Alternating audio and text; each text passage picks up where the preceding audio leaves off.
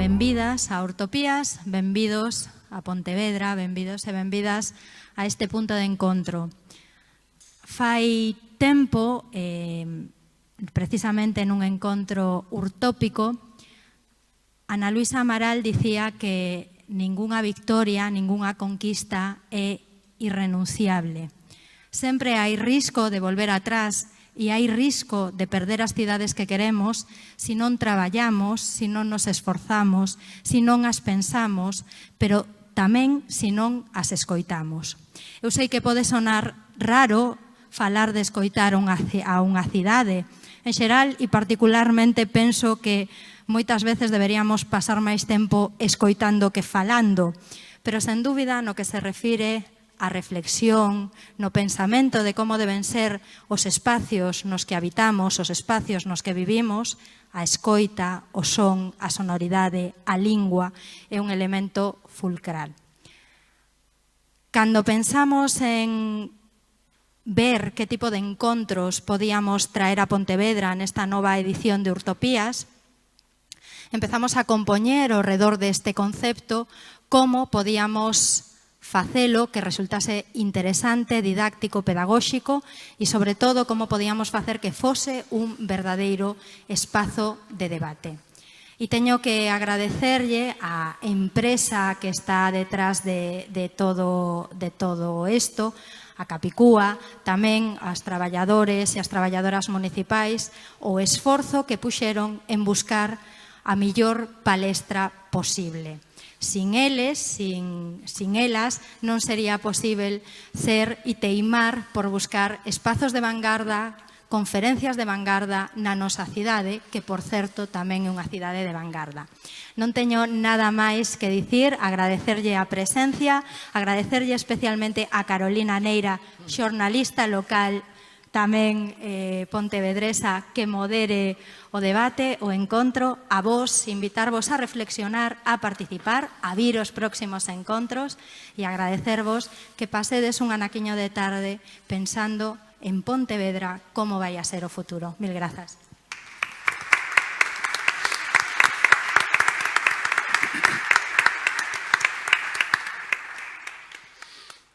Bueno, pois, grazas, Anabel, grazas ao Concello de Pontevedra, grazas a todos os que estades aquí, benvidos e benvidas todos a esta nova edición de Urtopías, Urtopías 2023. Síntome de verdade enormemente honrada de poder estar aquí moderando este primeiro encontro, rodeada de, grandes expertos que vos presentarei agora mesmiño, e expertos ademais nun tema que probablemente cando pensamos en urbanismo, cando pensamos en cidades, pois probablemente non sexa o primeiro que se nos ven á cabeza.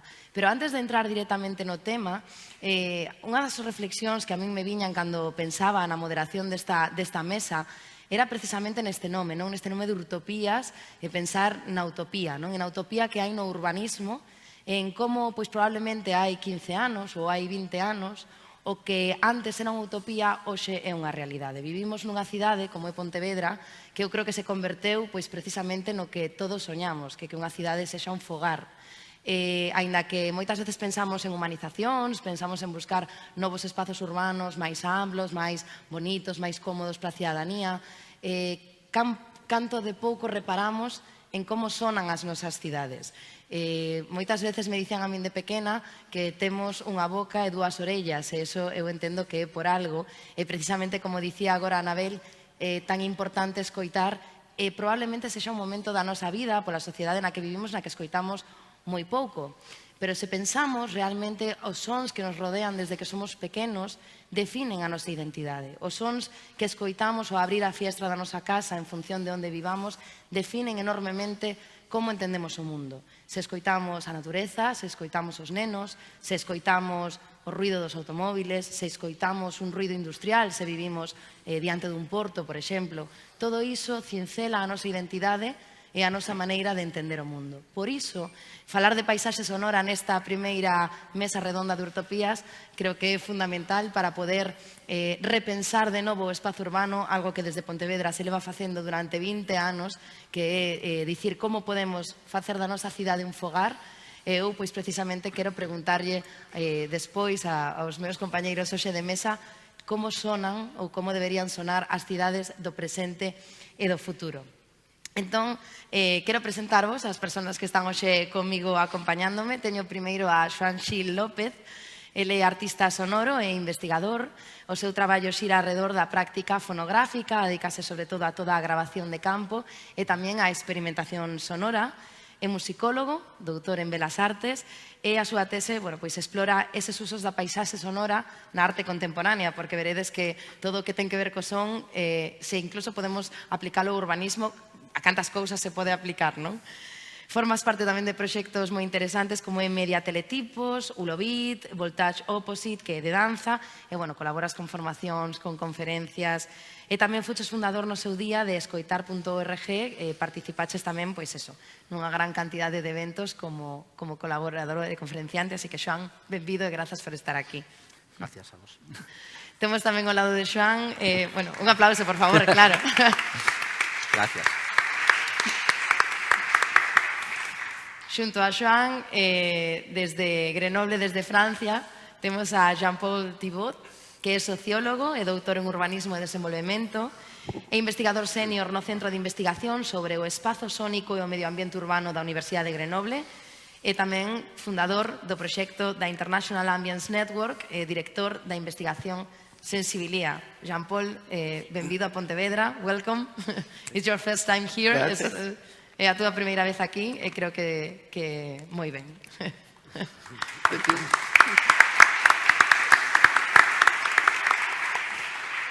E finalmente, para pechar esta mesa, teño ao meu lado a Luís López Alonso, unha persoa que mudou totalmente a súa vida, porque el foi licenciado en farmacia pola Universidade de Santiago de Compostela, pero que nos últimos anos cambiou e sacou o grao de Ciencias da Linguaxe e o mestrado en Lingüística aplicada pola Universidade de Vigo. A día de hoxe eres membro do grupo de investigación GRADES, Gramática, Discurso e Sociedade, e tamén traballas no Departamento de Traducción e Lingüística Xeral ali na Universidade. E o teu traballo é moi interesante porque se centra na parte lingüística cunha perspectiva social, crítica, prestando especial atención á minorización lingüística e aquí, evidentemente, prestando unha atención moi concreta ao caso do galego e as particularidades que esta minorización da lingua xera, non? Sempre cunha óptica política. E a maiores, como tes unha elevada sensibilidade artística, tamén relacionas o teu traballo co mundo da arte e da poética. Entón, Luís, perdón, benvido.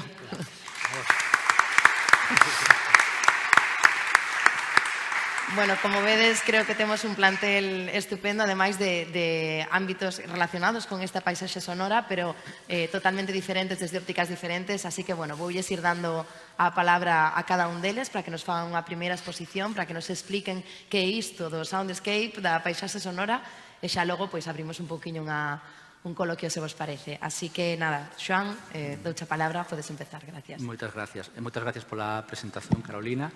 E moitas gracias tamén pola invitación do Concello de Pontevedra e de Utopías para estar hoxe aquí nesta conversa, e tamén gracias pola sensibilidade, non? A sensibilidade, como decíamos agora, a esa parte da paisaxe que moitas veces está abandonada e non forma parte das consideracións que se toman cando se realiza os deseños urbanísticos que son tan importantes na nosa vida.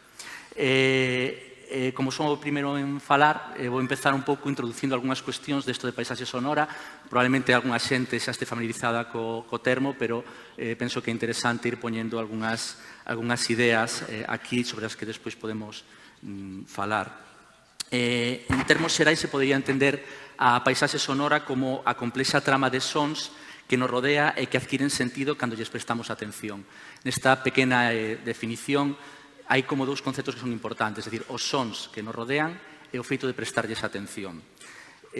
O concepto de paisaxe sonora nos últimos anos, ademais, convertiuse nun obxecto de estudo que está nun ámbito transdisciplinar, é dicir, de prestaron atención diferentes disciplinas como a antropoloxía, a arqueoloxía, a historia, a psicoloxía e tamén, como non, a arquitectura e o urbanismo.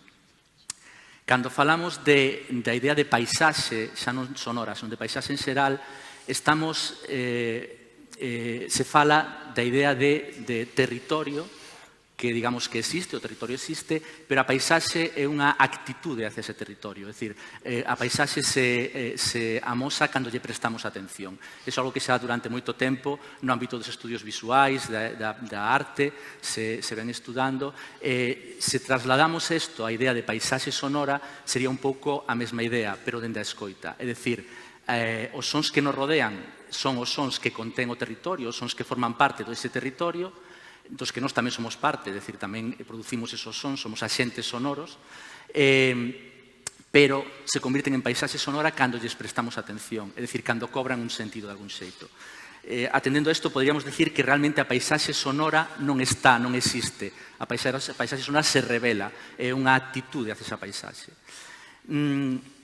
Se ven o concepto de paisaxe sonora vai xurdir nos anos 60, esa sensibilidade xa estaba presente anteriormente en diferentes disciplinas artísticas. Obviamente na música podemos facer unha historiografía ou unha historia da paisaxe sonora en obras musicais, pero noutras, como por exemplo a literatura. Quería, nese sentido, para poñer un exemplo da existencia da sensibilidade hacia a paisaxe sonora antes de que existira o concepto de paisaxe sonora, unha cita de Virginia Woolf, do seu libro As ondas, en 1931, no que fala dos sons da súa contorna, dunha paisaxe sonora que a priori non é interesante, pero que a forma de contala, a súa sensibilidade de escoita e de reflexala a través do texto fai que esa paisaxe teña un valor e unha emoción asociados. Di neste libro, di, o ruxir de Londres rodéanos, automóviles, camións, autobuses pasan e volven a pasar constantemente. Xúntanse nunha rolda que xira producindo un único son. Todos os sons separados, rodas, campás, berros de borrachos e trouleiros, uníronse nun só son azul aceiro, circular. Entón xeme unha sirena. En ese momento as praias afástasen, as chimeneas descenden, o buque avanza cara mar aberto. Os sons do tráfico, os sons do porto, das sirenas, que en principio son sons que poden resultar molestos, Virginia Woolf o convirte nunha experiencia, que isto tamén é unha cuestión importante que despois mencionarei, non só acústica, senón tamén, podríamos dicir, sinestésica, non? Cando fala dese son que ten unha cor azul aceiro. Pero realmente aquí ela está falando de paisaxe sonora, pero non existía o concepto de paisaxe sonora. Cando xurde o concepto de paisaxe sonora? Iso vai acontecer a primeira vez que se fala de que o termo se utiliza nun contexto académico, vai ser nos anos 60, concretamente no ano 1967, o urbanista Michael Southworth, nunha tese que se chama The Sonic Environment of Cities, que presenta no MIT, dende o ámbito do urbanismo, introduce a idea da dimensión sonora do espazo urbano, e como podemos incluir eso nas investigacións e no desenvolvemento das cidades. El plantexa que o que pretende é estudar os tipos e as calidades dos diferentes sons, a súa distribución espacial, en que medida identifican as contornas, como cambia a paisaxe sonora ao longo do tempo, así como as interaccións entre son, percepción visual e a configuración do espazo. Aquí temos unha imaxe, por exemplo, da súa tese, retomando a idea de Virginia Woolf, esa idea casi sinestésica ou intersensorial, fala de que, dado que os sentidos non funcionan de forma independente, o son non pode analizarse como un elemento aillado. É dicir, aínda que el se centra nas cuestións sonoras dese espazo urbano, tamén vai prestar atención a cuestións de como interfire a escoita na percepción, por exemplo, visual. É interesante como o traballo de campo o vai realizar traballando con persoas cegas e persoas sordas, que lle van a dar unha serie de información que moitas veces nós non poderíamos dar en condicións normais, e que, ademais, é importante porque, de algún xeito, tamén está adiantando cuestións que teñen que ver co deseño urbanístico vinculado ca idea de diversidade funcional, non? Que tamén hoxe en día está moi presente. Digamos que a conclusión desta tese, falo, xa digo, dos anos 60, unha tese en urbanismo, falaba, a súa conclusión un pouco era que a través de intervir acústicamente ou facer intervencións na paisaxe sonora, poderíamos cambiar a relación das persoas co seu entorno, ca súa cidade, como gozan e se relacionan con esa cidade, sen ter que facer grandes investimentos, que moitas veces os cambios que teñen que ver con cuestións materiais e visuais sí que exixen. É dicir, el de algún xeito está plantexando unha idea de sostenibilidade, dende intervencións en outros aspectos sensoriais que non son simplemente o visual. O seguinte punto nesta liña de traballo da paisaxe sonora viría polo grupo que xurde nos anos 70 en Vancouver, o World Soundscape Project, onde os seus membros se van a preocupar, digamos que van a ampliar esta idea de Michael Southworth a un ámbito máis global, a entender ou a rediseñar a idea de paisaxe sonora pero global no mundo, xa non só nun contexto urbano, senón en diferentes contextos, urbanos, naturais, de diferentes índoles. O proxecto World Soundscape Project ten unha intención non só urbanística, que sí que traballa o tema do deseño con diferentes propostas de análisis, de como se podería analizar a paisaxe sonora para despois intervir en ela, pero tamén cuestións que teñen que ver moito ca ecoloxía e que teñen que ver tamén ca pedagogía. No ámbito, por exemplo, da ecoloxía, destacará Hildegard Westerkamp, que formaba parte do proxecto e que traballará neste ámbito. O libro principal deste proxecto é o The Soundscape, The Tuning of the World, no que propoñía, digamos que, repensar como sonan as nosas contornas e como podemos intervir para que sexan máis humanizadas, humanizadas mellor non é a palabra, pero máis a unha escala humana, que non nos sobrepase. O que sí que é certo é que este proxecto, esta publicación, están bastante marcadas por algunhas ideas da época. Se lle pode acusar de algo, independentemente da súa gran importancia, é de que ten certa tendencia a un romanticismo e unha postura un pouco conservadora de recuperación de como deberían ser ou como eran antigamente esas cidades, esas urbes, e intentar voltar a eso sen problematizar os cambios que de outros xeitos se produciron. Aínda así é un libro que foi moi importante e nos marcou a moitos a primeira vez que entramos en contacto con esta idea da paisaxe sonora e a idea da afinación do mundo.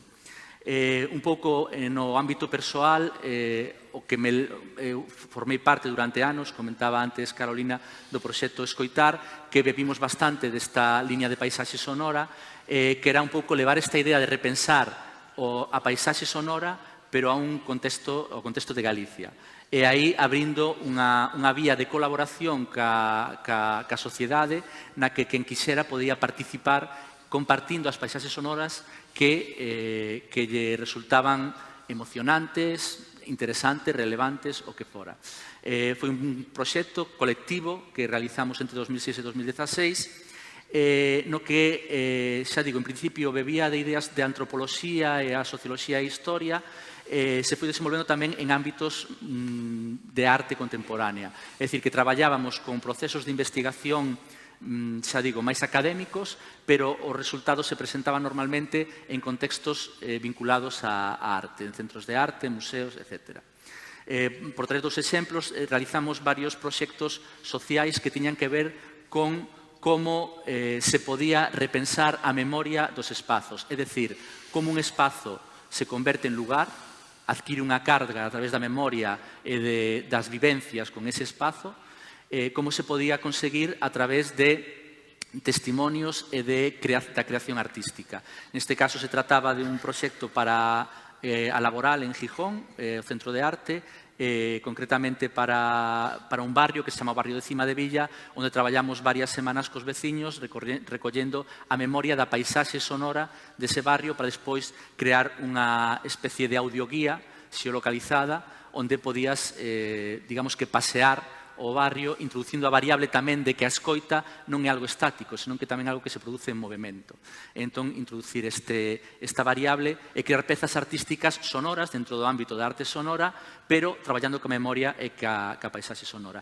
Este foi outro exemplo, fixemos varios traballos deste tipo, este foi en concreto en Estonia, en Tallinn, no KUMU, que é un centro de arte contemporánea, e foi un proxecto sobre a memoria sonora do Kadriorg, que é o parque que que sería antigamente o Palacio Real, tamén traballando con xente ca memoria dese espazo. Neses proxectos tamén colaboramos con varias institucións europeas neste proxecto bastante ambicioso que era European Acoustic Heritage, a idea da memoria acústica europea, que era un mapa de mapas no que estaban diferentes institucións e unha desas institucións era precisamente o Cresson, en Francia, do que forma parte Jean-Paul Thibault, que eu creo que hoxe en día é un dos puntos de referencia que hai que ter moi en conta para intentar introducir esta variable da que falábamos antes, de escoitar as cidades, pero non escoitalas de forma pasiva, senón escoitalas. A escoita, eu sempre digo que é unha actividade, non somos receptores, é dicir, exixe que cando escoitamos as cousas activas, xa unha escoita profunda. E iso nos vai permitir comprender moitas cousas que a veces a través de outros sentidos como é a vista non podemos percibir, e comprender dinámicas. Entón eu penso, creo que o Cresson é un pouco a liña na que traballa, que para poder deseñar as cidades do futuro, esas utopías que comentábamos antes, é necesario antes comprendelas. E para comprender esas dinámicas non se pode facer só a través dun sentido, senón que hai que facelo a través de a plurisensorialidade, que tamén a liña na que traballa o Cresson. E con isto lle dou paso a Jean-Paul. Gracias.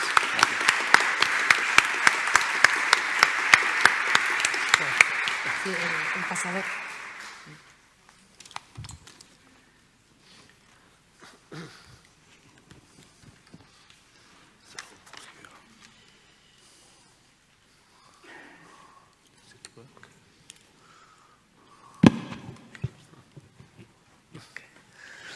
Thank you very much. Moitas grazas. I'm very glad to be here. Estou moi contento por estar aquí. É É unha honra para mí estar aquí.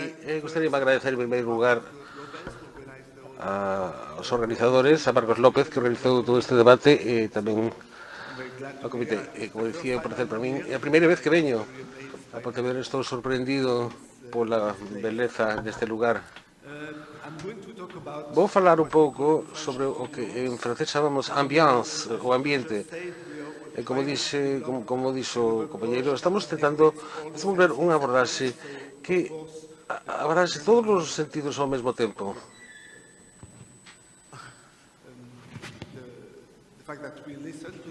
O feito de escoitarmos os sons, de oírmolos, mas tamén de sentilos, de cheiralos, de tocalos, é dicir, integrar todos os sentidos nesta idea do ambiente, do ambiance.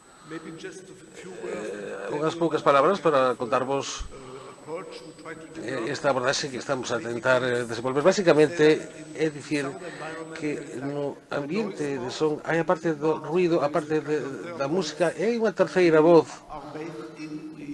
na que estamos inmersos todos os días, e basicamente vou falar diso, esta terceira voz entre o ruido e a música. Para comezar, gustaríame que escoitemos todos unhas grabacións de 2 minutos de sons que veñen dunha investigación de hai moito tempo en París, en espacios soterrados. Esta grabación é unha especie de viaxe que comeza nunha estación de metro no Louvre, en París, e vai ata o centro comercial. Vades escoitar esses 2 minutos desta grabación dende o metro ata o centro comercial. O que quero que escoitedes é que durante esta viaxe imos atravesar diferentes fases e diferentes fenómenos, o que en Cresson chamamos efeitos sónicos. O que quero ilustrar nesta viaxe, estes efeitos sónicos imos comezar na estación de metro vades oír o metro, basicamente, e despois de algúns segundos vades oír cando o metro marcha, temos este efecto decrescendo. Cando marcha o tren, o son vai baixando un pouquiño dunha maneira regular. E a segunda vez imos oír as persoas que entran no túnel, nos corredores, e aí altérase completamente a sonoridade do espazo. Oímos a xente falar, oímos a xente camiñar, o son dos zapatos, e hai tamén o efeito de reverberación, que pasamos dun medio sónico para outro. E o terceiro é cando entramos no centro comercial. Ali a sonoridade vai cambiar completamente. E cada vez máis ides ver como toda a paisaxe sonora faise difuminada. É como unha especie de néboa, unha néboa sónica. Non se pode distinguir nada. É todo como unha especie de néboa. É outro efecto, o efecto de continuación, onde non se distinguen os eventos. Esta néboa ou este ambiente sónico enmascara outros sons que fan parte da envolvente. Fai parte do mesmo efeito, mas tamén o efeito de enmascaramento. Vou entón poñer esta grabación, que dura como 2 minutos, e escoitade ben os diferentes efectos.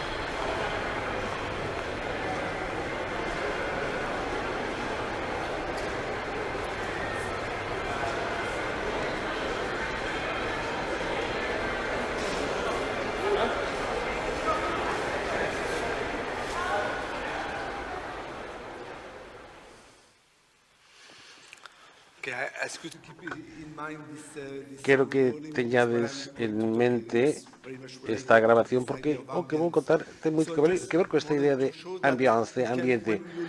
Para mostrar cando se escoitan os sons do ambiente, podense identificar algúns fenómenos específicos, precisos, que son basicamente a estrutura daquilo que estamos escutando, daquilo que oímos en Carson, e digamos preto de 40 efectos diferentes que poden describir un ambiente. Vou comezar cunha idea que xa foi presentada anteriormente, que é a evolución da sensibilidade sónica,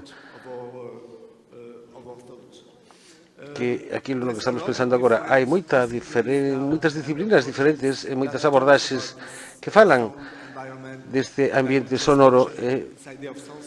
Quero mencionar a idea da paisaxe sonora que foi presentada, e tamén imos falar das grabacións, estudos sonoros, que é un capítulo moi importante de todo este dominio da arte, tamén da acústica, instalacións sonoras, ecoloxía sonora. É dicir, hai moitísimas nocións e conceptos que intentan capturar a maneira de escoitar o mundo. Hai moitas maneiras de facer, tedes que vos dar conta que aquilo que foi presentou hai 40 anos con Michael Sofer e Schaeffer, agora estáse a ampliar, e xa hai moitas publicacións en todo o mundo que falan deste tema do ambiente sónico. Bueno, quero ser breve. Esta evolución da sensibilidade faime identificar tres tendencias principais que poderían ser cualificadas. Unha ten que ver co que chamamos a estetización do espazo urbano. É dicir, como as cidades cada vez máis danlle atención á calidade sónica dos espazos. Aquí a cuestión non só evitar o barullo e os estorbos, mas tamén ter en conta o benestar e a comodidade dos cidadáns. Hai aquí unha cuestión que é mellorar a hospitalidade dos lugares grandes. Penso que aquí en Pontevedra sabedes moi ben de que vai todo isto. Esta idea da hospitalidade ven tamén da dimensión sonora. Por lo tanto, a idea non é só prestar atención á beleza do ambiente, senón tamén a unha cuestión moi importante, a maneira en que se enche o espazo, o feito de sentirse acollido polo espacio, de sentirse ben co espazo que nos rodea. Así que a primeira tendencia aquí é que chamamos a estetización do espazo urbano. A segunda tendencia, que tamén é moi importante, pode ser tamén problemática, pode chamar como a comodificación do espazo urbano, ou a mercantilización, máis ben.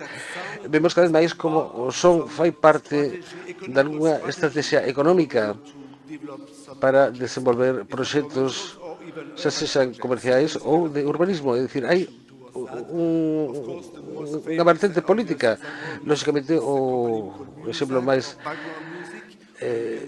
coñecido é o da música esta que se escoita nos espazos comerciais, aeroportos, nas cafeterías ou espazos públicos, esa música chamada ambiente, esa música que sempre está aí. Esta tendencia fai parte do que chamamos agora a economía da experiencia. A experiencia agora forma parte da economía do mundo no que vivimos, e o son fai parte desta estrategia de transformar o espazo urbano para efectos comerciais. Aquí a idea xa non é de desenvolver a calidade do espazo, senón de deseñalo dunha maneira en que a xente poida consumir, para que entendan que os espazos son lugares para consumir. E o terceiro, que cada vez máis obvio e vai en aumento, ten que ver coa ecoloxización do espazo urbano. Tamén podémoslo identificar, igual tendencia que vai en aumento, e ten que ver co feito de que estamos tentando desenvolver novos modos de escoitar. Como xa dixeron antes, esta idea de escoitar é moi importante, e agora vemos cada vez máis artistas en particular que prestan atención ao ambiente sónico e intentan desenvolver estrategias e dispositivos tecnolóxicos para escoitar ao mundo dunha maneira diferente á que facemos normalmente. Algúns artistas utilizarán o que se chama a sonificación ou a audificación do espazo desenvolvendo dispositivos tecnolóxicos específicos para poder escoitar cousas ou procesos que non serían audibles. Por exemplo, esos animaliños pequenos que non podemos oír se non lle poñemos un micrófono moi sensible. Hai moitos exemplos que podría dar. Lembremos que esta idea da terceira tendencia, que é moi importante hoxe en día, e creo que ha de se desenvolver moito máis, que como podemos ter un son máis ecolóxico. Aquí a cuestión é ter cuidado co mundo que vive, non só os humanos, senón de todos os seres vivos. Podemos ver que esta sensibilidade sónica implica varias cuestións que poderían converxer, mas que algunhas veces son diverxentes ou chegan a estar en conflito. É dicir, o son fai parte dunha estrategia que desenvolven as cidades para enfatizar diferentes cuestións como as que acabo de mencionar. Outra cuestión que poderíamos ter en mente é que ata hai pouco falábase das cousas que molestan, o barullo. Isto nas situacións urbanas é moi normal. Os sons, os barullos molestan. Mas outro fenómeno que tamén apareceu, tamén moi importante, que ainda non se recoñece de todo, é que cada vez máis os ambientes sónicos empezan a ser continuos, non hai silencios, non hai pausas, non hai interrupcións. Isto xa existiu un antropólogo italiano, Ciro Froglesc, que falou da pérdida do intervalo. Cada vez máis na vida estamos perdendo a capacidade de ter pausas, de ter intermedios, intervalos, silencios. E esta é outra cuestión que ten máis que ver coa continuidade e a temporalidade do son.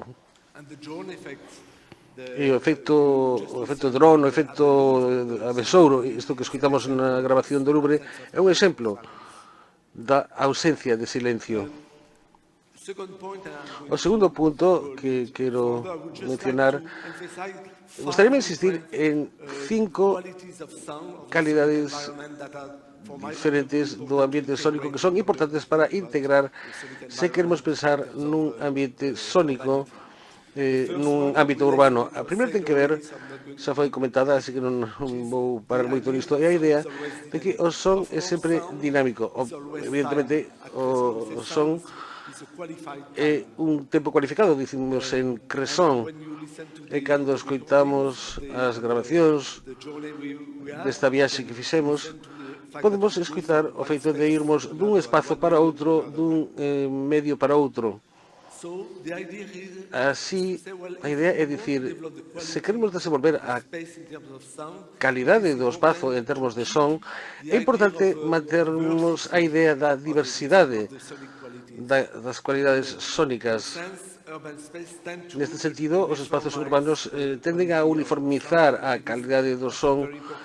É importante que teñamos esta diversidade do ambiente. A segunda idea, que tamén foi mencionada, tamén oímola na grabación, é que hai unha interacción moi estreita entre aquilo que oímos e aquilo que producimos. Se falamos en son, non estamos a falar só de oír, de percibir o son, senón tamén de como nós mesmos producimos sons. Oímos a xente falar, camiñar, forma parte desta produción de son. E é unha maneira de insistir en que o son sempre implica algún evento, sempre vai ligada a alguma cousa que está sucedendo algures. Por lo tanto, o son tamén é unha acción, ou é o resultado dunha acción. A terceira idea é que non podemos controlar completamente o ambiente sónico no que estamos, porque o son implica unha especie de impredecibilidade daquilo que vai suceder. Aínda que sexa un evento pequeno ou insignificante, pode suceder algo que non estaba planeado. E aquí a idea é esquecer que imos planificar un ambiente acústico perfecto e que vai ser todo perfecto. Non, vai continuar e a xente cando marcha tamén produce son e tamén forma parte da transformación do ambiente sónico. E así vemos que esta idea da amplitude nunca acaba. O feito de estarmos sempre nun espazo que ten continuidade e sempre pode acontecer algo novo. E tamén, dependendo dos lugares nos que estamos, sabemos que algúns lugares están moi controlados e o son hai como unha especie de control do ambiente acústico. Por exemplo, nesta grabación que vai do Louvre ata o centro comercial, non hai moita cousa a facer se queremos, porque todo o que fagamos vai se fundir no ambiente. En os espazos urbanos aínda hai a posibilidade de sermos actores daquilo que fai son. Unha cuarta idea que é fundamental, ten moito que ver con esta idea do ambiente, e que o ambiente sónico pódese oír, mas tamén séntese. Aquí vemos que a idea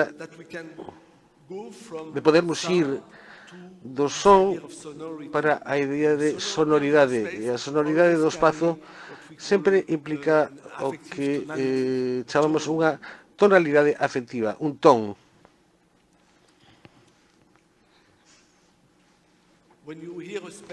Cando oímos un espazo, podémoslo cualificar como con termos cualitativos diferentes. Podemos dicir que é alegre, deprimente, calmante, emocionante, etcétera, etcétera. É dicir, o que cualifica o ambiente sónico, cando dicimos algo así, estamos falando non só do que oímos, sino tamén do que sentimos dese ambiente sónico.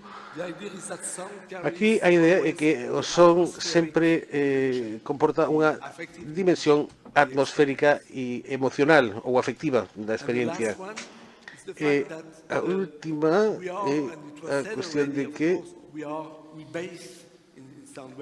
estamos sempre inmersos no son e case sempre estamos afectados polo son, aínda que non seamos conscientes disso, non lle prestamos atención, mas o son aféctanos, ao mellor sen que o notemos.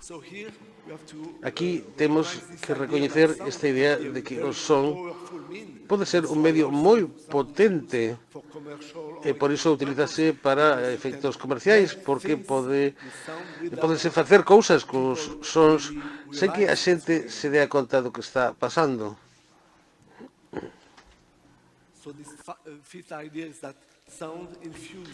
É dicir, a idea pode infundir unha experiencia. Ben, vou acabar con dúas ideas que despois podemos discutir. Se quixéramos desenvolver o que chamamos unha ecoloxía política dos ambientes sónicos ou sonoros. Ben, serían dúas preguntas. Que tipo de tonalidades afectivas queremos desenvolver nos espazos públicos? Ou como queremos encher os lugares? Como queremos sentirnos nun lugar? Queremos sentirnos seguros ou alegres? Ou queremos estar tranquilos? Ou queremos estar emocionados? E que tipo de tonalidades asociamos a iso? A idea non só é de planificar o son en termos do ambiente construído, sino tamén dos diferentes ambientes que queremos desenvolver. E a última idea é as cuestións medioambientais. Estamos a falar cada vez máis das cuestións antropolóxicas. Dámonos conta de que estamos cambiando moito o mundo. E parte desta atención ten que ver con estes asuntos do chamado antropoceno. Ben, vou deixalo por aquí. A idea é dicir, ben, desenvolvemos moito traballo do que é a experiencia humana do son, e se lle prestásemos atención aos seres vivos que non son humanos, os animais, as plantas, e tamén a atmósfera, o tempo meteorolóxico que tamén fai parte do noso ambiente. Moitas grazas.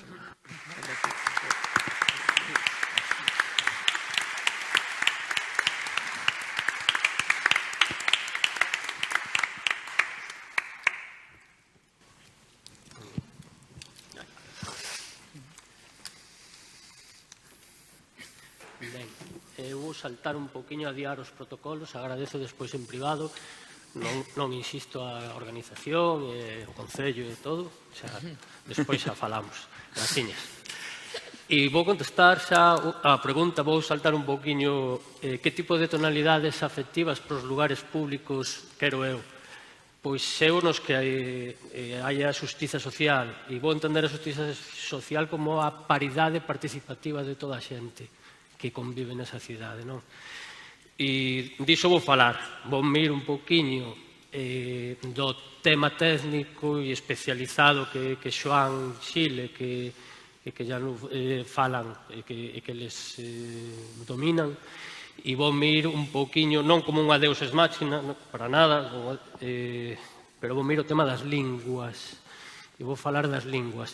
E por que vou falar das linguas? Pois relacionado coa sonoridade urbana, pois porque creo que na oralidade, é a miña opinión humilde, despois podemos debater se é moi relevante ou non na urbanidade a fala e a interacción falada, a interacción comunicativa nas cidades, como activo sonoro dunha cidade, se é tan importante ou non. Eu creo que sí, pero a miña perspectiva, claro, como sociolingüista en camiño.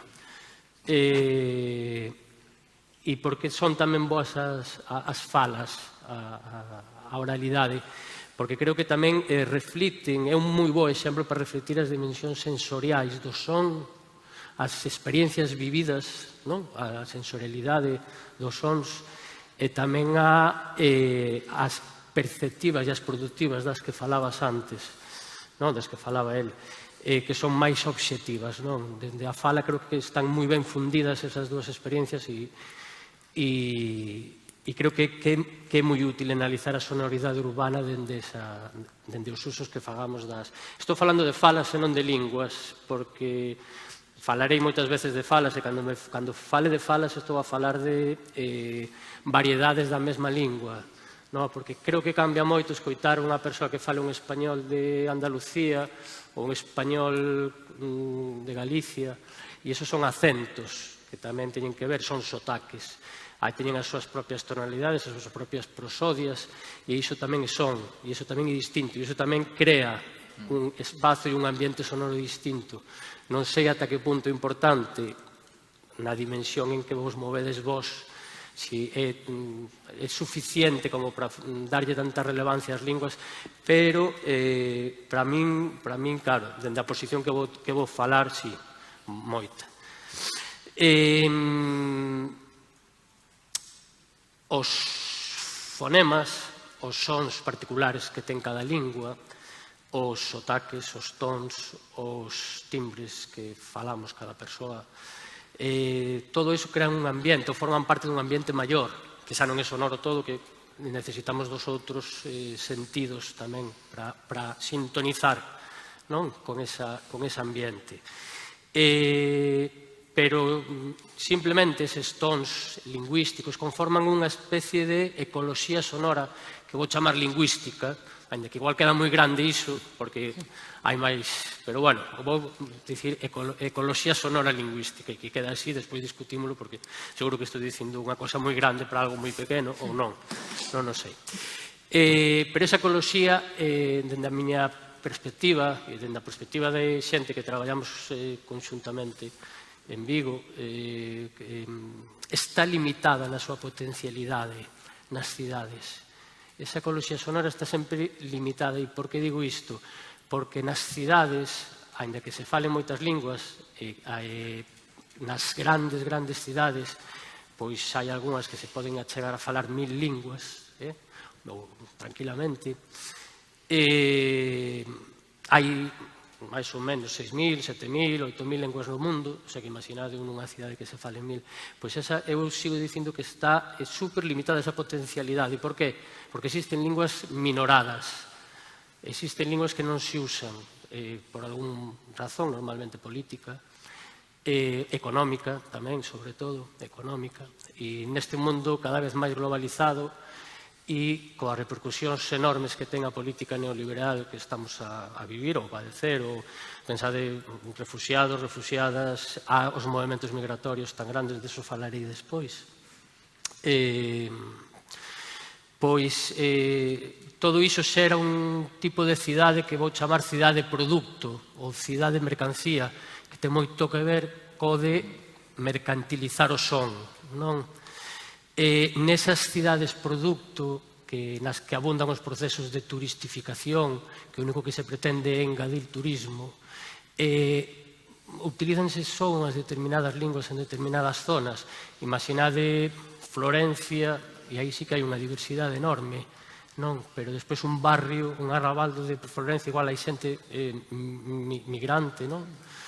E se nos ponemos a imaginar ese ambiente sonoro que se pode crear, esa paisaxe sonora con predominio desas linguas, pois xa nos podemos facer unha idea de por onde quero ir, máis ou menos. Pois ben, nesas cidades produto que tamén son, para min, enormemente capitalistas, están a transformar, hai reaccións que están a transformar as interaccións comunicativas e as sonoridades lingüísticas en mercancías, non? Esa mercantilización ten un valor de cambio determinado. Ese valor de cambio, eso que se obtén por vender a determinadas fonemas e outros por non vendelos, son activos que van quedar aí sonoros nesa cidade, os que se usen, e os outros desaparecerán, non teñen poder.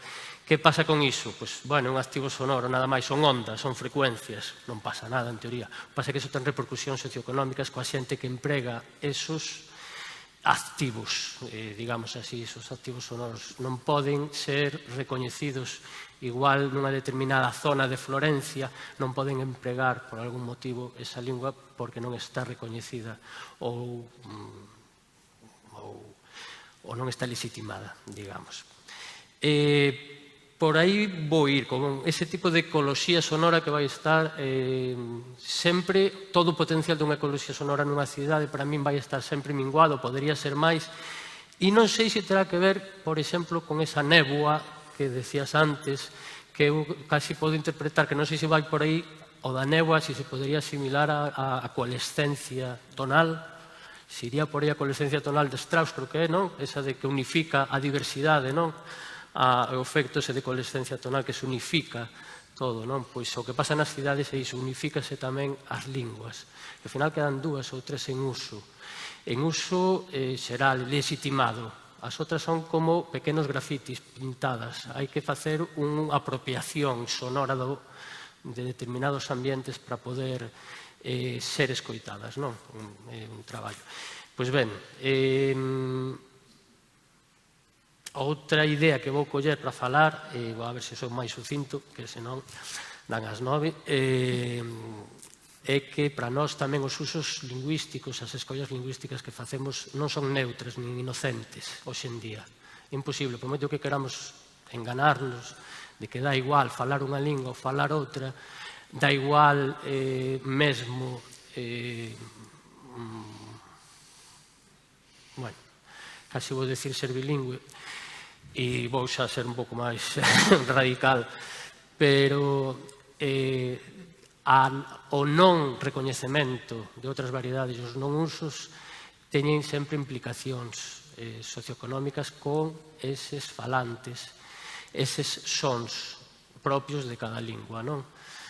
E xa por último, outra perspectiva coa que vou falar é o valor de uso da escoita. Deso falaches ti antes, un pouco, que temos que empezar a recoñecer que a escoita ten un valor de uso, que o valor de uso simplemente é os beneficios que podemos atopar por pararnos a escoitar, non? E o primeiro motivo polo que digo isto é que nos sirve para, o que decía Xoan coa paisaxe, Xoan Xil, coa paisaxe lingüística, é que serve para sintonizar subxectivamente cun ambiente, para sentir prazer, por exemplo. Está ben para esa parte corporal e sensorial que necesita tamén do son para sentir experiencias en determinados ambientes urbanos, necesita desa escoita activa. Ti falaches de escoita profunda tamén, eu estou falando de escoita activa, profunda, atenta, non? Pois precisa diso. Pero tamén esa escoita atenta, esa escoita activa, digo, eu gustame falar de activo, é unha ferramenta de análise super importante dende a nosa posición para obtener coñecemento do humano e do social, de como interaccionamos por medio das linguas. Nos, coitando as linguas, podemos saber moito da ideoloxías políticas, de todos os movementos, sobre todo socioeconómicos, sociopolíticos, que hai debaixo deso, ideoloxías lingüísticas que están aí debaixo e que tamén configuran de algún xeito, non sei en que porcentaxe, o espazo sonoro e o ámbito e o ambiente sonoro urbano, non? E, por último, interpretamos a escoita activa como unha acción política. E para min iso é moi importante. A escoita activa é unha acción política oposta precisamente á homoxeneización que crea a globalización e este neoliberalismo atroz que cada vez pon condicións máis duras a todos e que nos estamos xeneizando. Calcúlase que dentro de 14 anos desaparecen a metade das linguas do planeta. Quedarán nas cidades, eses reductos, moi probablemente en zonas moi pequeniñas. E nas cidades que eu creo son nas que poidamos decir que garantimos que esas linguas que vayan quedar, que serán sobre 3.000 ou 4.000, pois que sigan sobrevivindo nesas cidades. Para iso é importante, creo, tamén engadir o estudo da sonoridade urbana, non sei en que porcentaxe, iso já non o sei, iso cosa vosa, que sodes especialistas, o son das linguas, non? Creo que é de vital importancia. Polas repercusións, insisto, que ten sobre a xente que fala, vale? Non estou falando de linguas como algo abstracto, estou falando de usos. Ben, con isto, aí está. Vou tentar falar destes tres aspectos, podía falar de outros, escollín estes, camei a miña perspectiva onte a noite de todo o que ia dicir hoxe, pero os tres conceptos mantívenos presentes. Son conceptos que hoxe en día falanse moito desde a sociolingüística, e especialmente sobre a sociolingüística relacionada coas grandes urbes, coas grandes cidades, non? E estudamos, falamos moito sobre a superdiversidade lingüística, sociolingüística, que é un termo de Berto, que é sociólogo, ele aplicou a socioloxía e os movimentos migratorios, os grandes movimentos migratorios que están a acontecer hoxe. Sempre houve, en toda a historia da humanidade, houve movimentos migratorios e sempre houve diversidade, que está a acontecer con esta superdiversidade hoxe en día. Tal como se está analizando dentro da sociolingüística, esta superdiversidade, o que é un aumento da diversidade do diverso, é unha multiplicidade de situacións que se dan en determinados contextos. Nunha cidade nunca houve tanta multiplicidade, nunca foi tan difícil analizar os aspectos lingüísticos dunha cidade e con iso os aspectos sonoros que teñan que ver coas linguas. Por que? Porque nunha mesma cidade, nun mesmo momento, imaginade calquera plaza, estou falando de cidades xa un pouco grandes, vale? De moitos centos de miles de habitantes igual, nunha mesma praza podense estar a falar 60 linguas e máis coas novas tecnoloxías, que haya un móvil sonando, que estés grabando con un audio con un familiar que está vivindo en Singapur e outro que está en Nova York e outro que está en non sei que, e todas esas mobilidades fai que o espazo sonoro se recargue de linguas que, de certo modo, cada unha ten os seus fonemas determinados, os seus sons determinados, as súas prosodias determinadas que están a envolver ese ambiente e a crear unha contorna dese lugar que creo que sería moi interesante analizar tamén que importancia ten a lingua, non sei, desde ese punto. Eu desde esa posición sempre penso nas que están minoradas, nas que están, por exemplo, nunhas cidades que apostan pola turistificación, como é Madrid hoxe en día, que, por exemplo, que é a cidade europea agora mesmo na que se gasta máis por habitante, precisamente porque creo que teñen 300 e pico euros por día, e o turismo que se está facendo é de mercar, vas a Madrid a mercar, e vai xente colle avión e vai a Madrid a mercar. Gastase 80 euros máis que en París, por exemplo. E os mercados de Madrid, xa están no centro de Madrid, están comezando xa a rotular todo en inglés e xa están exhortando as súas traballadoras, os seus traballadores a que saiban inglés, porque a xente vai simplemente mercar. Eso ten efectos na paisaxe sonora, o ambiente comercial que se está facendo ali sonoro, e depois, evidentemente, ten tamén unha dimensión política importante. Ben, pois, dende a sociolingüística, a superdiversidade, esta que vos decía, ese aumento da multiplicidade polos movimentos grandes, movimentos migratorios grandes, intercambios de poboación que veñen de distintos sitios, serve para tratar, nós sempre entendemos a superdiversidade sociolingüística para tratar a estratificación social que se produce por sonoridades lingüísticas que non veñen a ser nada máis que iso, son sonoridades. As linguas simplemente son eso, sons que sirven para comunicarnos e nada máis. Poden simbolizar moitas cousas, pero son só iso.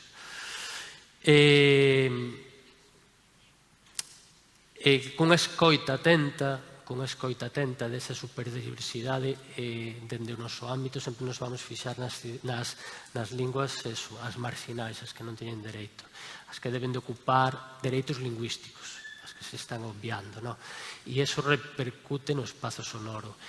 Hai outro concepto que anda por aí que eran escalas sociolingüísticas e que está relacionado moito coas paisaxes lingüísticas que falarei tamén despois. As escalas sociolingüísticas o que están é un xeito que temos de representar nós desde a sociolingüística as desigualdades na disponibilidade que temos e que teñen os falantes de acceder a recursos por causa das linguas. E esas escalas sociolingüísticas veñen do campo da xeografía social, son policéntricas e analízanse, por exemplo, nun mercado en onde están situadas as linguas, onde se falan determinadas linguas. Nos grandes mercados das grandes cidades, sempre no centro, hai linguas hexemónicas. No centro sempre está o inglés. Igual nun mercado aquí do Estado español está o español. E por círculos concéntricos vanse desenvolvendo o resto de linguas, é sempre igual, e esas son escalas. Sempre nas partes inferiores están as linguas que corresponden con grupos de migrantes, grupos minorados, e iso tamén repercute no espacio sonoro. Nunha grabación de campo que fagades, vas por un mercado, se non tedes en conta iso igual, pois esa sonoridade igual non vos decatades de que eses sons igual no centro, gravades todo, colledes todo no centro do mercado, igual a sonoridade varía moito se se vai a outra, non? E estou pensando en linguas que se escoitan aquí de vez en cando moi pouquiño, por exemplo, o darilla, non? O árabe de Marrocos, que teñen uns sons tan distintos, os sons glotais, non? Estos sons farixais, non? Que destacan tanto na nos que non nos temos, e iso a hora de gravar é significativo, non? En que zona da cidade se escoitan eses sons lingüísticos? Que está a pasar? Porque non acceden a zonas máis céntricas, zonas máis, digamos, legitimadas como mellores, non? Outra parte da mercantilización das cidades, destas cidades produtos, é a xentrificación. A xentrificación o que está ocasionando nas cidades, neste tipo de cidades, é que cidades nas que antes se falaba a lingua propia de cada territorio, esas zonas que se centrifican eran zonas normalmente xa moi antigas, marxinais, toda esa xente sen recursos vai morrendo, ou xente máis pobre, vanse restaurando edificios e entra xente cun poder adquisitivo bastante amplo, xente moza, de 30, 40 normalmente, instálase neses barrios, pero que pasa con esa xente? Os que usos lingüísticos fai normalmente sempre distintos aos que había en Nova York, por exemplo, todos os barrios que estaban falando español, non lembro agora, podo dicir Queens e non é Queens, é unha zona de Queens, non sei, que non sei, non vou dicir os barrios porque non nos lembro, pero na xentrificación que houve grandísima hai pouquísimo tempo, hai 5 anos ou 6, o que aconteceu foi que se falaba español, un español de Porto Rico, eran casi toda a zona de Porto Rico, e desapareceu. Ora, neses barrios, se faz unha grabación de campo, un traballo sonoro, non se escoita fonoloxía do español de Porto Rico, estás escoitando un inglés, e un inglés hexemónico outra vez. Pensade que ali o español, en que é unha lingua mayoritaria, o número de falantes é unha lingua minorada a nivel político, vale? Non se pode falar. Pois iso ten repercusións, polo menos na idea que teño eu a hora de repensar as cidades desde a escoita. Esas escalas sociolingüísticas en que lugar se colocan e despois a paisaxe lingüística, xa por último, de que xeito, creo que máis ou menos deixei así un pouquiño claro, creo, espero que sí, senón despois falamos, de que xeito pode contribuir o estudo da superdiversidade sociolingüística a repensar as cidades desde a escoita atenta, de que xeito pode tamén contribuir ás escalas sociolingüísticas e de que xeito pode repercutir a paisaxe lingüística, ou chamarlle así, a repensar as cidades. Pois non pode contribuir en case nada. E digo isto por qué? Porque desde a sociolingüística, a paisaxe lingüística non é sonora, é escrita. É un concepto que se aplica a sinaléptica. É moi interesante, supoño que tamén é por metodoloxía, son métodos caros de análise. Claro, sí que se fai en metodoloxía, en análise de discurso, sí que se fai, pero despois, a hora de analizar as paisaxes lingüísticas sonoras, hai moi pouquiños traballos. Supoño que será caro a nivel de medio, non sei, como nos nosos ámbitos humanísticos non temos demasiadas subvencións, somos como en ciencias, igual é máis difícil analizar todo iso, non? Pero non hai. E creo que nas paisaxes, creo, é unha especulación que estou a facer, nas paisaxes sonoras lingüísticas latexan de fondo ideoloxías lingüísticas moi importantes e moi ricas de estudiar en colaboración, desde unha banda e desde outra. Creo que aí sería un punto moi interesante para poder profundar e poder coñecer un pouco a reapropiación dos espacios, de como reorganizamos o espazo sonoro nas cidades, poder colaborar aí desde esas... Non sei, pareceme un campo que está sin abrir e que sería igual despois, podemos falar ou non, ou igual non é pertinente, non?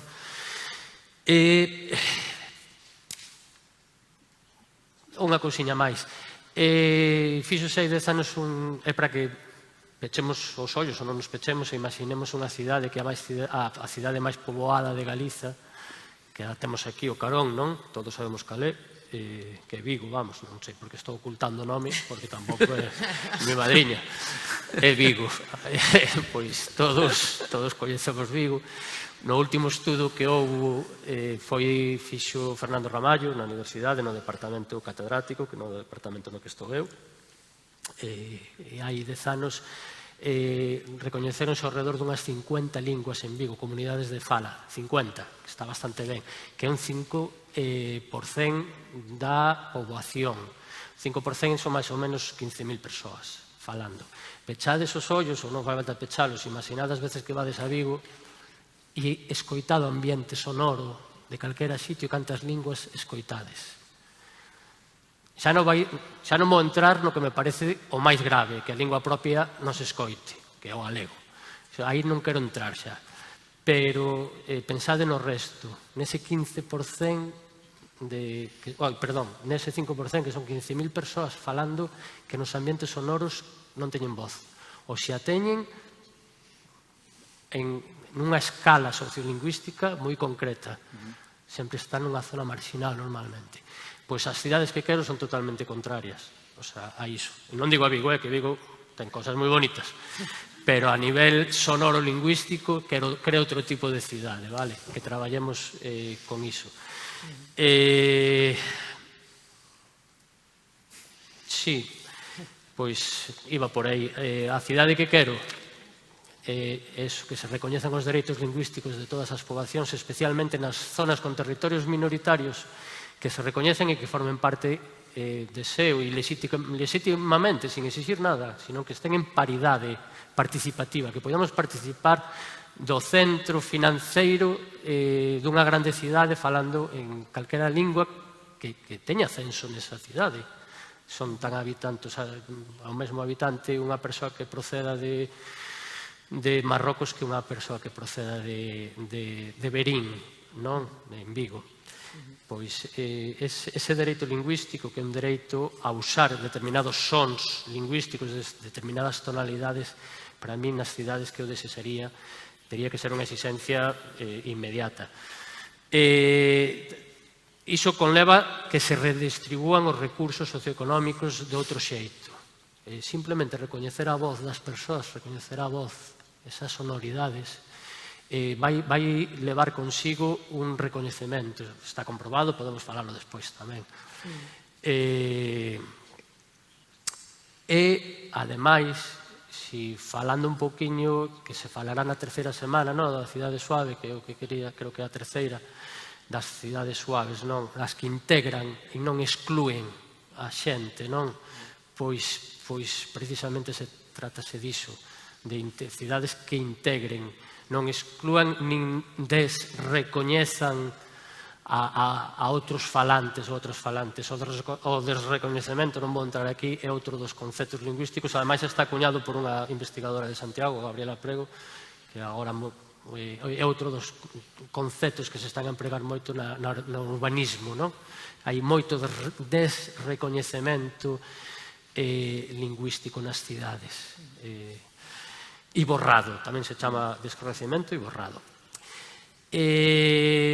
Decía tamén antes, decías que o son pode infundirse sen ser percibido, poñíase como o quinto poder dos sons, creo que era algo así. Eu tamén digo que o silenciamento pode infundirse sen ser percibido, que é importante. O silenciamento de outras sonoridades e de outras linguas, E o que creo que deberíamos facer, que entre todas e todos, como cidadáns, citadinos, decía Lefebvre, cando falaba do espazo, que era os que facían escoita activa, os que facían actuación, apropiarse dos espazos, non decía cidadáns, decía citadinos, citadinas. Pois o que debemos de facer é sonorizar, como se sonorizan eses pequenos bichos que dicías ti, esas pequenas cousiñas que eu eso non o sabía, mira, aprendino agora, que me parece maravilloso, de poder sonorizar iso e ambiente sonoro tamén, que anda aí. Pois sonorizar os grupos que non son pequenos, pero que están minorados hoxe en día, por algún motivo político e, sobre todo, dende a globalización. Eso tamén creo que hai que sonorizalo. E non sei ata que punto ten relevancia sonora no que é a totalidade do ambiente sonoro e o ambiente total, sinestésico total, sabe, con todos os sentidos. Aí non o sei. Igual non ten tanta como eu creo, pero para mí, claro, ten a toda. E xa está, creo que xa. Eu creo que xa ten, e de feito falaremos de sábana. Non pasa nada.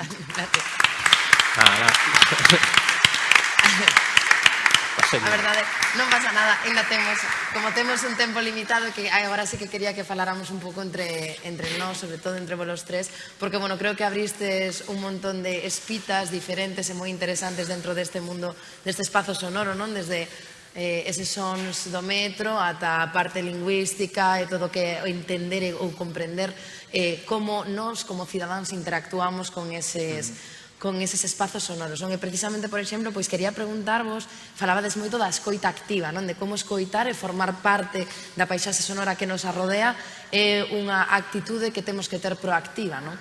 A miña pregunta é se vos credes que a día de hoxe, en comparación con outras sociedades máis antigas, pois non na nosa sociedade contemporánea, senón pensando pois hai varios séculos, se a nosa relación co son é igual ou non, en ese caso, de que forma, pois antes comentabas ti, Xoán, que podense facer a nivel pois administrativo ou a nivel público unha serie de intervencións de escasa inversión, non, por dicirlo de alguma maneira, para cambiar eso, non? E cambiar as nosas paisaxes sonoras. Pero a miña pregunta inicial é como de preparados estamos os cidadáns a día de hoxe para subirnos a esa escoita activa, porque creo que moitas veces precisamente o que non facemos é eso, senón que pasamos desapercibidos, e eso tamén leva un pouco pois entroncando co que falastes Jean-Paul e Luís, en que ao final pois non sexamos nin excesivamente conscientes de que non temos silencios, nin excesivamente conscientes de quen decide ou non o que escoitamos e como iso ao final repercute na nosa forma de entender o mundo. Entón, Xoán, por exemplo, por arrancar por ti, non sei ti como ves pois esta situación, se crees que pois eso, estamos preparados como cidadáns para facer esta escoita activa. Eu creo que eso está moi relacionado con o que comentabades antes da homoxeneización, non? Creo que o problema da paisaxe sonora urbana moitas veces non a forma na que se aborda tradicionalmente a problemática do ruido urbano, do son urbano, é unha cuestión cuantitativa, non? Se facían medicións de decibelios, o que normalmente se considera contaminación acústica. É certo que nos últimos anos sí que hai un movimento hacia o máis cualitativo desa paisaxe sonora, e o que se está vendo é que comentábamos, non? De que se está tendendo a unha homoxenización, algo que xa anunciaba o World Soundscape Project no seu momento, non? Falaba de paisaxes onde hai moi pouca variedade de elementos sonoros, de fontes sonoras, que era un reflexo ao mesmo tempo da pobreza desa paisaxe sonora, moi influídos eles pola ecoloxía, porque tamén está, digamos, que unha idea que ven da ecoloxía. Cantas menos especies conviven, máis menos rico ese ecosistema. Pois que a paisaxe sonora se aplica un pouco a veces ese criterio. Entón, a problemática é máis que creo que a nosa escoita moitas veces está saturada. Hoxe en día creo que é difícil escoitar por varias razóns. Unha, porque a nosa escoita, esta é unha opinión, a nosa escoita está... Eso que queremos, opinión. Por esta idea de que os sons son continuos, non hai variedade e non hai silencios, como decíamos antes, digamos que a nosa escoita está saturada, de algún xeito. Creo que é unha parte da problemática, non? Temos unha escoita moi saturada cando nos enfrentamos ao espacio público. O que intentamos moitas veces é, sobre todo nas grandes cidades, poñernos cascos para escollernos os sons que escoitamos e non escoitar o entorno. Entón, sabe moito Jean-Paul Thibault, que escribiu textos moi interesantes sobre a escoita nas cidades con dispositivos móviles, non? Pero creo que outra razón ten que ver moito co que comentaba tamén Luís, que é esa idea do capitalismo. Eu sempre defendín que hoxe en día a escoita é unha forma de resistencia, porque os hábitos de consumo e as dinámicas sociais o que nos obligan é a consumir rápido. Estamos nun frenesí de recibir información e de procesala, que escoitar é algo que leva máis tempo. O famoso dito de que unha imaxe vale máis que 1000 palabras para os procesos de consumo é moi propicia, porque cantas máis imaxes consumas, máis inputs tes, e a escoita rompe totalmente esa dinámica. É unha forma de resistencia, porque se nos escoitamos estamos invertindo tempo que do máis valioso que existe hoxe en día nunha actividade que inicialmente non é fructífera, pero como decía Luís, sí que ten un valor de uso. Eu creo que o secreto da escoita hoxe en día é romper esas dinámicas a que nos están forzando e recuperar ese valor de uso da escoita para entender, para comprender e a partir de aí para actuar. Jean-Paul, non sei ti se opinas semellante a Xoán. Cal crees que pode ser? Pois cales son esas resistencias quizáis por parte da... No, outra vez. Escoitasme. Escoitas a traducción? Sí, preguntábache se ti que pensas con respecto a isto, non? Se se tamén crees que cales son os retos que temos tamén nós como cidadáns de cara a facer unha escoita activa. E tamén me gustaría preguntarte, aproveitando unha deses poderes do son que ti sacabas na túa exposición, que era, ou bueno, esas preguntas que lanzabas, que era como facer pois precisamente unha paisaxe sonora como atractiva para o espazo urbano. Tamén teño unha pregunta, se é de haberá situacións ou espazos urbanos que probablemente teñan sons que igual para algúns non sexan especialmente agradables, penso igual nun espazo pois máis portuario, máis industrial, e sin embargo como igual para a poboación dese espazo son sons recoñecibles e tamén que forman parte da súa identidade. Como chegamos a un equilibrio ou como personalizamos de alguma forma a paisaxe sonora ideal de determinados espazos? Ben, moitas grazas por esta pregunta, porque é todo un tema. Non sei, creo que podo empezar, se cadra, cunha das ideas que me veu á cabeza cando estaba escoitando o meu predecesor, que é que cada vez falamos máis do que denominamos a musicalización dos espazos.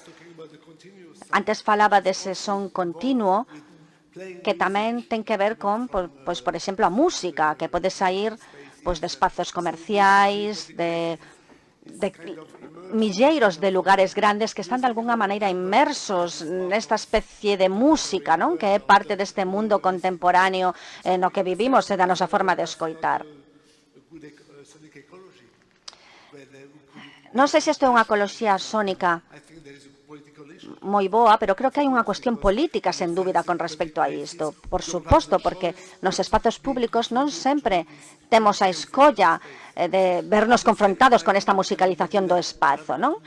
Ao mesmo tempo, se cadra o que digo un pouco, bueno, unha oposición ao que acabo de dicir, estamos falando de, por exemplo, ir pola rúa, non, cos cascos, e que cada vez máis persoas van así, escoitando a súa música, cos seus cascos, en espazos públicos. Pois ben, nun primeiro nivel, a verdade é que gústame moito este tema, porque tamén traballo nel.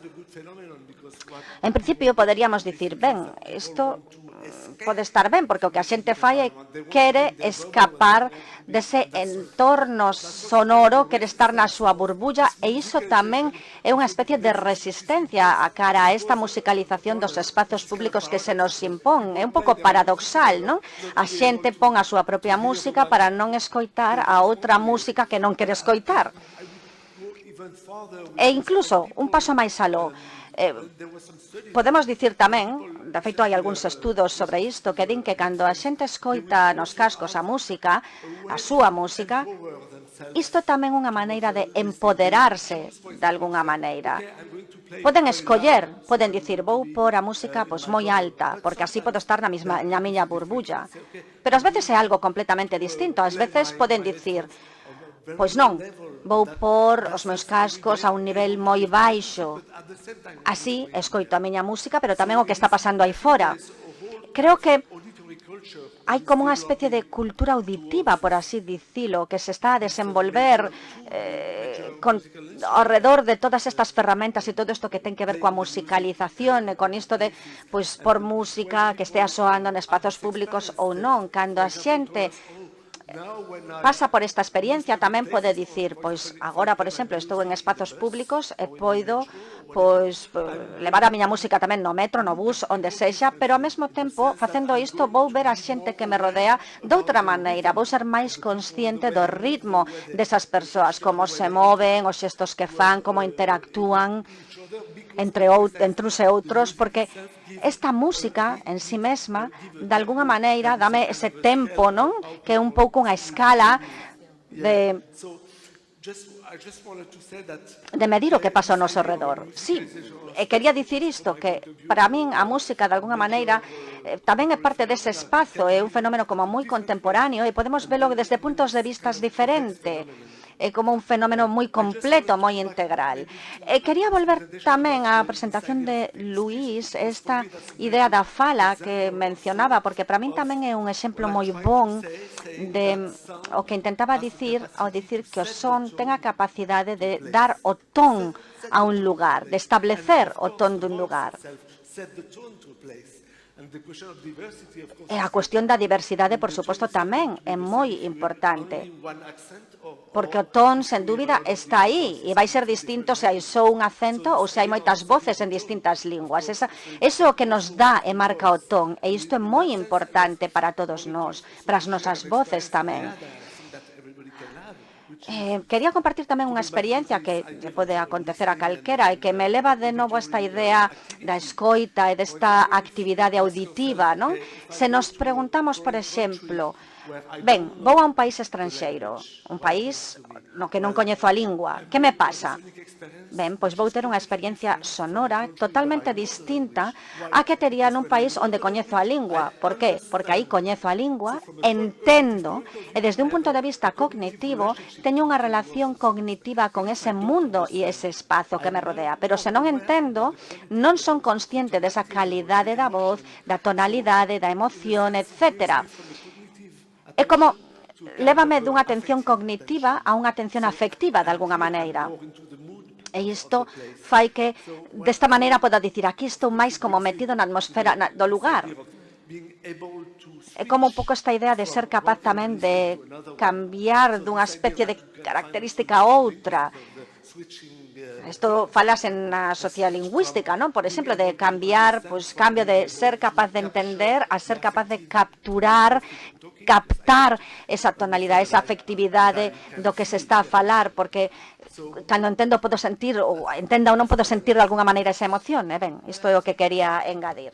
Incluso ao concepto este de plurisensorialidade, non? Decirse, polo menos non comprendo, pois polo menos sí que sinto eses sons que, bueno, non teño código para comprender o que me din, pero sí para polo menos sentir que me chama, non? Este tipo de sonoridade. E tamén, por exemplo, parecíame moi interesante, Xoan, da túa exposición, xa non con respecto ao que falábamos bueno, pois de que o noso propio idioma, as falas, tamén influen nesa creación da paisaxe sonora, pero sí que nesa minorización que se dá dentro das propias cidades, como incluso, agora estamos falando, pois como esta escoita activa pode facernos cambiar ou repensar un pouco, bueno, pois un pouco en base ao título da exposición, que repensar as cidades, sí que me parece interesante como incluso esta escoita activa utilizada para abrazar esa diversidade pode incluso servir como unha ferramenta contra o rechazo que normalmente sentimos cara ao diferente, non? O sea, se fóramos capaces de abrir un pouquiño tamén as orellas de alguna forma, se deran tamén as circunstancias para que esas linguas que prácticamente non encontran espazo nos puntos neurálxicos, se fóramos capaces de traelas a eses puntos e tamén nos abrir as orellas e dicir, ben, imos normalizar dentro do noso espazo sonoro este tipo de linguas minorizadas para, a partir de aí, tamén influir na nosa forma de relacionarnos ca migración e a nivel, o que ti dicías, non? De que haxa unha xustiza social, de que abracemos a todos polo mesmo nivel. Sí. Sí, está claro que é unha tarefa complexa, sí. Un pouco utopía, un pouco utopía. Total, o sea, é unha utopía total. Pero tamén, por unha banda, creo que a mellor maneira de soñar, bueno, a mellor non, pero unha moi boa maneira de soñar precisamente o diálogo dialéctico sempre, non? Dialogar dialécticamente e dialogar con a estructura que ten o poder. E ese diálogo oxalá existise sempre, e non acontece iso. Para mudar esas cosas, evidentemente, de abaixo para arriba é complexo, podemos facer cousas, pero sí que é un problema estructural dali ten que haber unha legislación lingüística distinta e ten que haber muchísimas cousas para que isto aconteza. Dende a nosa posición, se simplemente escoitamos atentamente e críticamente o que acontece ao noso redor nas interaccións comunicativas e como esas interaccións modulan ou crean un determinado ambiente sonoro ou unha contorna do lugar, non? Unha contorna en termos de, que usas moito de contorna de lugar, que me gusta moito, non? Pois, si somos capaces simplemente de escoitar e de ser críticas con iso, para mí xa é un comezo importantísimo. de poder criticar iso que está a acontecer aquí, que me estou percatando de cousas dende a sonoridade, estou sentindo cousas donde o pático e o gnóstico, non? A nose, donde o coñecemento se pode fundir coa experiencia vivida corporal, a resonancia, non? Se podemos darnos conta que non resonan todos os fonemas no noso corpo de todas as linguas, é unha experiencia vivida interesantísima.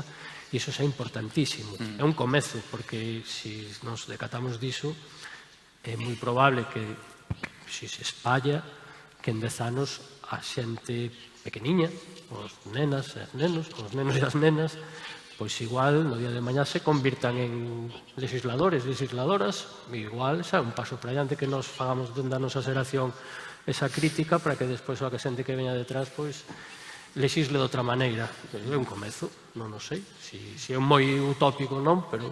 Bueno, pero polo menos, hoxe estamos aquí para pensar nestas cousas. É un tiro para diante.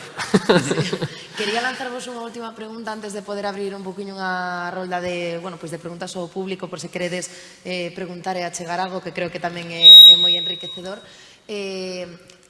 Como falamos tamén ao final de espazo urbano, o espazo urbano xestionase desde a política pública, gustaríame que me compartirades como credes que precisamente desde a xestión das cidades, cales poden ser as iniciativas que se poden levar adiante para intervir de algún xeito no espazo sonoro das nosas cidades, e sobre todo cales credes que son os maiores retos. Eu creo que, falar en Pontevedra de como cambiou probablemente o espazo sonoro coa peonalización que se levou a cabo, pois xa é unha evidencia, non? Entón, incluso, supoño que hai moitas cidades e vilas que están agora nese proceso, pero incluso as que xa o fixeron, que tamén foron moitas e moitas cidades que tamén se sumaron a este carro, pois cales son eses retos que temos a nivel de espazo sonoro e cales poden ser as iniciativas, digamos, nun curto, medio prazo que se poden levar adiante neste sentido. Polo menos pode ser que sexa a nivel incluso só teórico ou a nivel práctico. Aí xa, como me contedes vos. Eu penso que primeiro sería importante que unha cuestión como é da paisaxe sonora, que, como digo, unha das súas primeiras aparicións académicas é no ano 1967 nunha tesis de un urbanista, fora un tema transversal e importante dentro das escolas de arquitectura e urbanismo. Temos o caso do Cresson en Francia, hai outros casos, pero non é nas escolas de arquitectura unha tónica. É certo que sí, que certos profesores sí que teño colaborado con profesoras que introducen esa variable nos seus temarios, pero penso que é algo residual todavía, e creo que eso sería importante, porque realmente as políticas poden facer moitas cousas, de feito as fan, pero despois quen deseña, quen fai o diseño urbanístico moitas veces son os arquitectos e os urbanistas. E hoxe en día hai ferramentas, hai moitos traballos publicados sobre o tema, e creo que deberían pasar dunha parte teórica a unha parte práctica.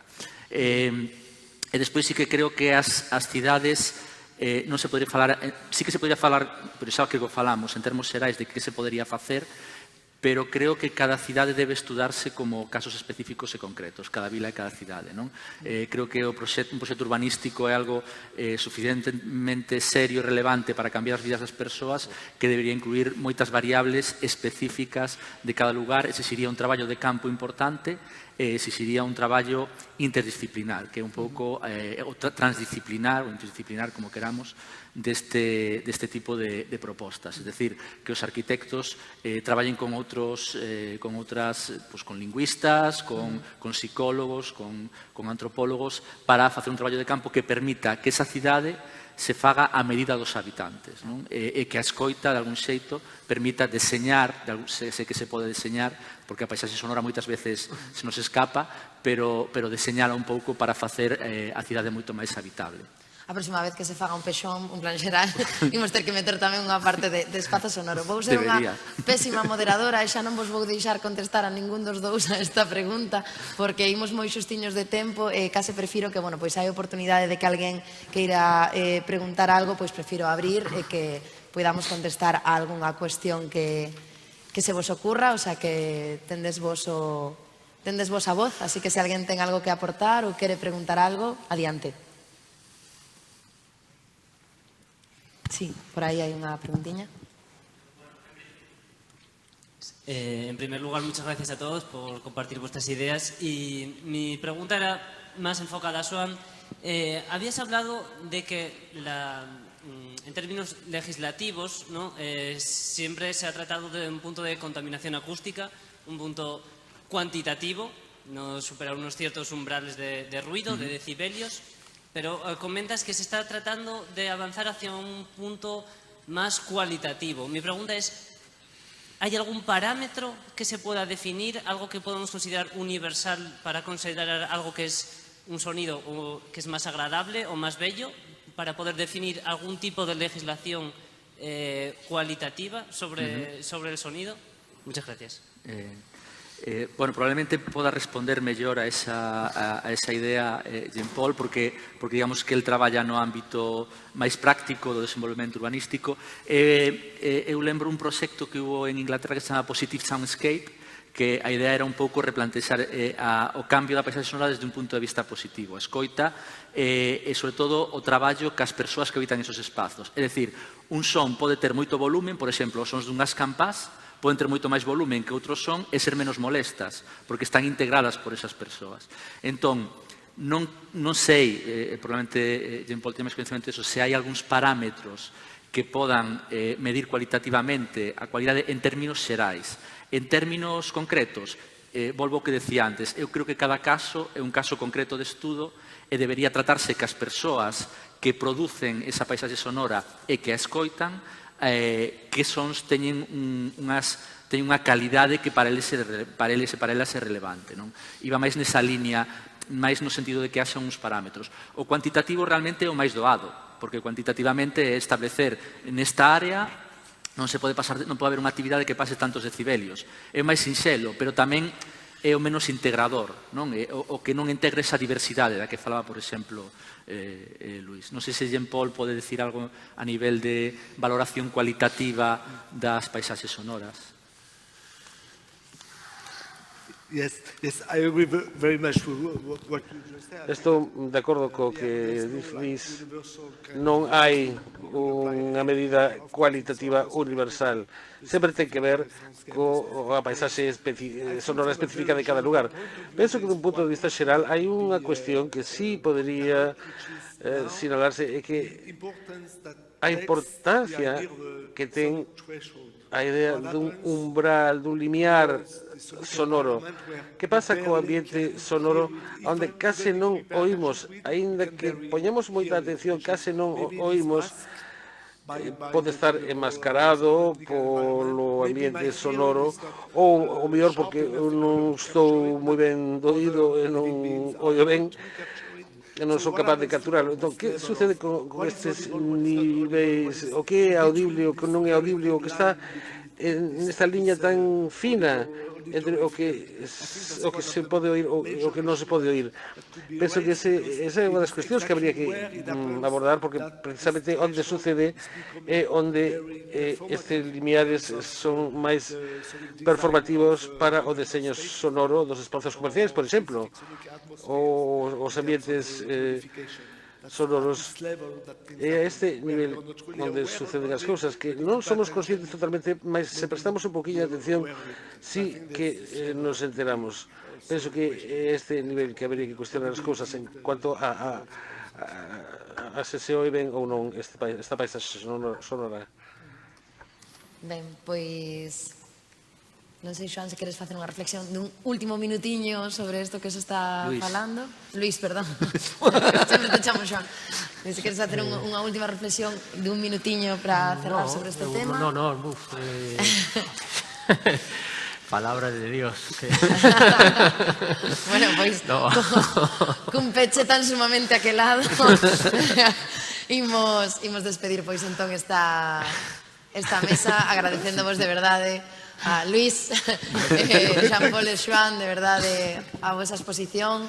Grazas a todos, creo que xa non temos tempo para máis, para algunha preguntiña máis, pero bueno, grazas de novo a Urtopías, grazas ao Concello de Pontevedra por organizar estes estes encontros. Lembrade que tendes outros 3 máis, se non me equivoco, o resto de mércores que quedan por diante, así que nada, animo vos de verdade a que vaiades, porque, vamos, estou segura de que ao final, pois é iso, son distintas pezas que nos fan repensar en xeral as nosas cidades e que, bueno, polo menos eu creo que de hoxe os que estivemos aquí saímos cas orellas un pouquiño máis abertas e facendo algo máis de escoita activa, así que nada, graciñas de verdade a todos.